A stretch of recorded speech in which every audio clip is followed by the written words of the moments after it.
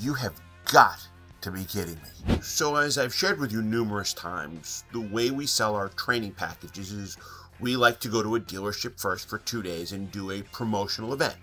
We want to train and interview the dealership while the dealership interviews us. It makes for great training. Now, I want to tell you that everybody says yes to signing up for monthly long-term training, but that would not be true. But most do. And one of the reasons why most do is because we offer a money-back guarantee. If you do not see an increase, then we will refund the training fee paid. And we give a great example. If the lottery stated that if you buy a lottery ticket and you lose, we'll refund the price you paid for the lottery ticket, would you buy a lottery ticket? And the answer is yes, of course you would. So we were at a dealership the other day, and through our training and our analysis, we acknowledged, and the dealership acknowledged, that they were leaving around $3 million on the table. $3 million in opportunities. We told them our training comes with a money-back guarantee.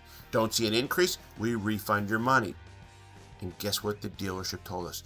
The general manager stated, no, we are not spending money at this time.